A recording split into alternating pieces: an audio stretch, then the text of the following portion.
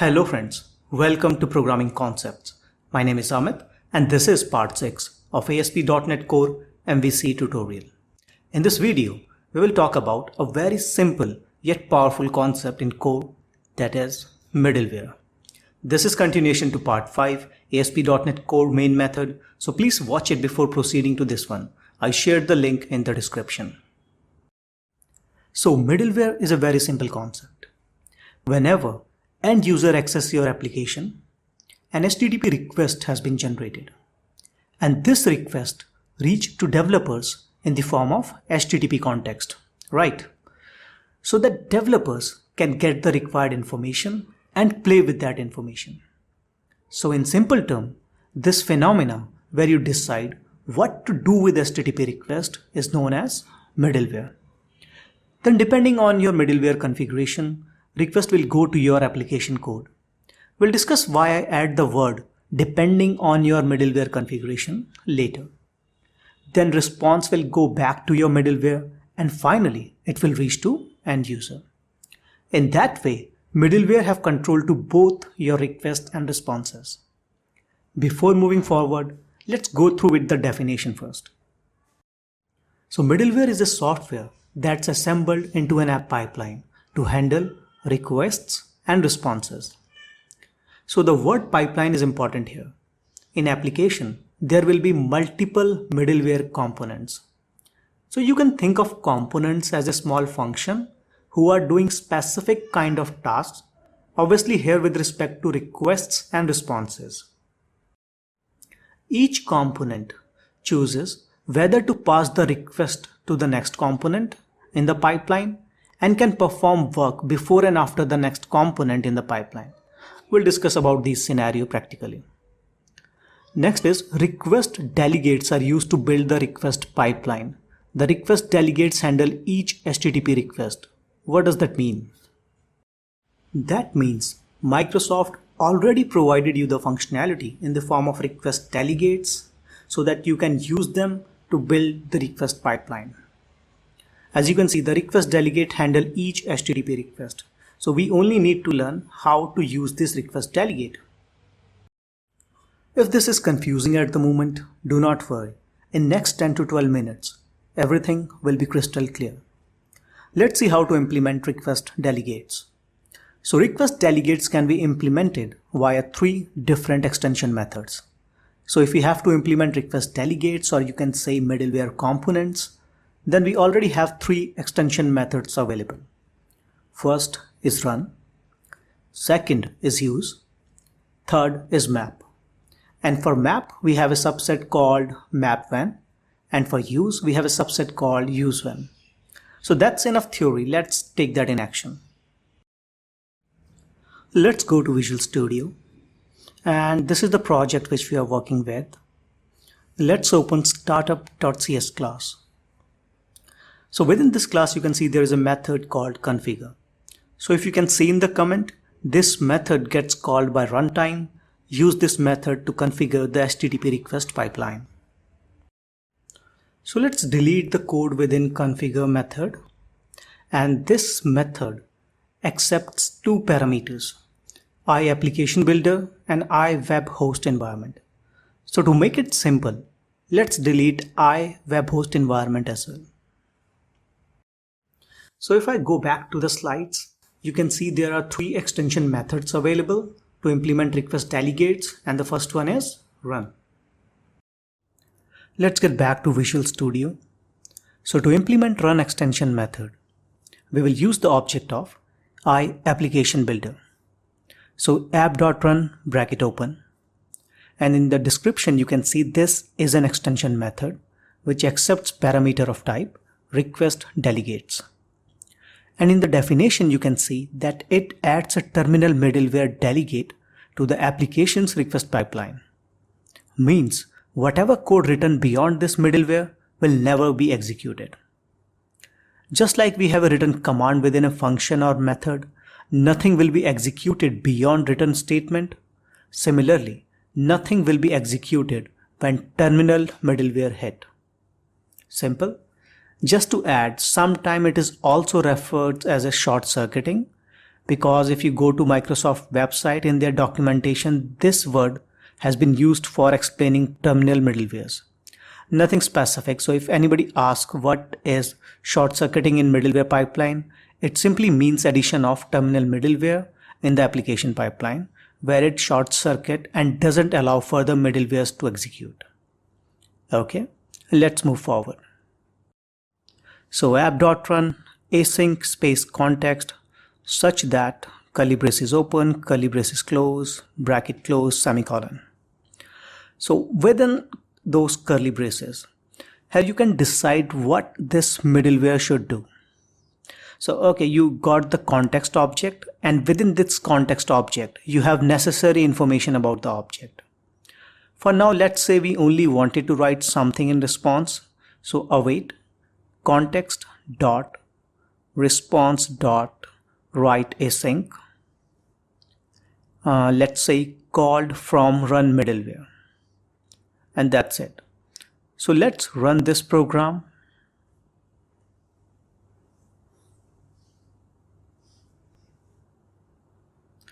And as expected, it will print the message called from run middleware. Next, let's prove that this run method acts as a terminal middleware and it doesn't allow us to go beyond its execution point. And to do this, let's copy and paste this run method. And let's change the message and say called from run middleware 2. Just add /n to separate response from middleware 1 and middleware 2. And let's run this program.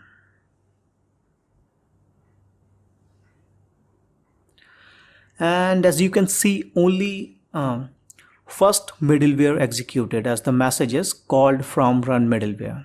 So that simply means that run method terminates the execution and doesn't allow us to go beyond its execution point. Hope this clear what is the purpose of run extension method. Let's move to our slide, and the next extension method is use. So similar to run, we have out of the box use extension method available. So app.use. In the definition, you can see a function that handles the request and calls the next function. So app.use bracket open, async bracket open, context comma next bracket close such that curly braces open, curly braces close, bracket close, semicolon. So again, within both the curly braces, here you will get your context object along with the pointer to the next delegate in the pipeline. And here also you can decide what to do with this HTTP request object. So again, for simplicity, let's copy and paste await line from run method, and let's change the message called from use middleware /m. So let's run this program. Ideally, it should print the message from run middleware as well, as use is not a terminal middleware. But as you can see, it only prints a message from use middleware. And the reason is that we didn't use the next method. And if we don't use the next, then use will also act as a terminal middleware. So let's use the next method. And to use it, write await space next dot invoke bracket open bracket close semicolon. So let's run the program and you will see the result as expected. So it will print a message from use as well as from run middleware. Next, let's see the sequence of execution in case of next middleware. So just write it down, write async. Let's say message will be 1 space /n to separate the response. And when the next invoke method will be called, then control will go to next middleware, and let's say message will be 2. Then again the next invoke method will be called, and then it will go to run method, and here let's print 3. Once the execution completed from run method, then it will go back to use, let's say 4, and once the execution of this use method is completed, then it will get back to first use method, let's say print 5. So let's execute this program, and as you can see, the response is as expected, 1 2 3 4 5. So nothing complicated. Invoke is also a method, just like in C#, when we call a method, so that method will be executed first, then the response get back to the main method. Similarly here as well. So once we call the invoke method, the next method will gets executed, then the response came back to the main method. Simple. So the next extension method is USEWhen. So let's type app.USEWhen bracket open, and in the definition you can see conditionally creates a branch in the request pipeline that is rejoined to the main pipeline. So the word rejoined here is important. This branch is rejoined to the main pipeline if it doesn't short circuit or contains a terminal middleware. Alright, so just like if statement, if condition matches, then this component will get executed, else it will be ignored. So let's implement that. App.USEWhen bracket open context such that, let's say we want to match the query string. So context.request.query.contains key bracket open. Let's say the query string will be branch, and in next you will get the iApplication builder. So let's name it my conditional app builder, such that curly braces open, curly braces close, bracket close, semicolon, and within this let's type my conditional app builder dot use. You can use run as well, bracket open, async context next, such that curly braces open, curly braces close, bracket close, semicolon. So here also within both the curly braces you will get the context object to play with, and instead of app you have the same reference variable in the form of my conditional app builder. So you can name it anything. So let's copy and paste the content from use middleware, and let's change the message from 1 to 11 and let's say 5 to 55. So let's run this program, and in the output you can see that 11 and 55 is not available. That's simply because we haven't added a query string yet. So let's say /Amit's branch is equal to 10, and then hit enter, and in the output at the top and bottom you can say 11 and 55 is printed. Alright. So that's it for use and USEWhen, and the next extension method to implement middleware component is map. So let's type app.map bracket open, and you can see in the definition branches the request pipeline based on matches of the given request path. If request path start with given path, the branch is executed. So if URL matches, then this middleware component will get executed. So the first parameter is path string. Let's say we want to execute when we get MAPWhen as a path. Next, here also we will get the iApplication builder, just like USEWhen. Let's name it map app builder. Once we have an iApplication builder object, we can control the HTTP request. Correct? So map app builder dot run bracket open async context, such that copy and paste the wait command, and let's change the message to MAPWhen. So let's run this program,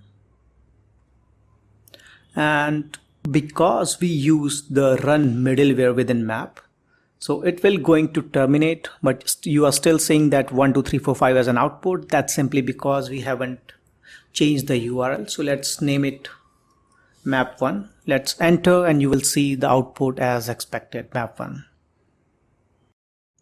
Another very important aspect about map is that it supports nesting.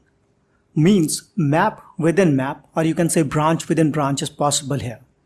For example, let's create another map, app.map, and let's name the path as main map path. And let's name the iApplication builder as main app. Such that, and for this main map path, let's use the use command. So main app.use async, and let's print the message as main. And to invoke next method, let's write await next.invoke. That's it. Let's say within main map path, we also have another branch. So main app.map / nested map path, nested app, such that nested app.use, and let's copy and paste the use command and change the message from main to nested. Alright, so what it will do, it will first map with main map path, and if it matches, then it will print main. Then within main map path, if it matches the nested map path, then it will print nested. So let's run this program.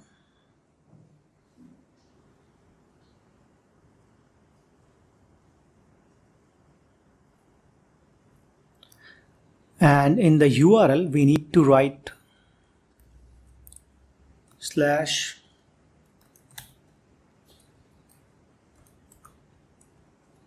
main map path, or when I hit enter, it will print main.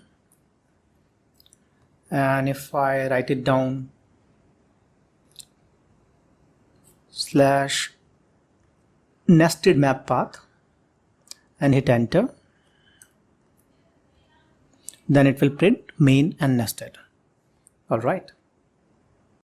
Next very important aspect is that instead of writing path within path, map can also match multiple segments at once. Okay, so let's take that example. So app.map, and let's name the branch will be /mapWhen / segment1, and let's name the iApplication builder as handle multi-segment app, and let's use the run command and print the message as map multiple segments. Let's run the program. Let me copy the branch path /mapWhen / segment1, and when I replace it in the URL, then you can see the response is map multiple segments. Alright, so the last one which we need to cover is MAPWhen. So let's type app.mapWhen, bracket open. So in the definition, you can see MAPWhen branches the request pipeline based on result of the given predicate. Any predicate of type func http, bool can be used to map request to a new branch of the pipeline. Let's see that. Let's say we want to execute this MAPWhen command when the query string contains branch. So let's say context such that context.request.query.contains key branch, and we will get the iApplication builder. Let's name it handle branch app such that, and let's use the run command here. Copy and paste that, and let's change the message to branch MAPWhen. Let's close the curly braces. Let's execute the code. Initially, you will see 1, 2, 3, 4, 5 as an output.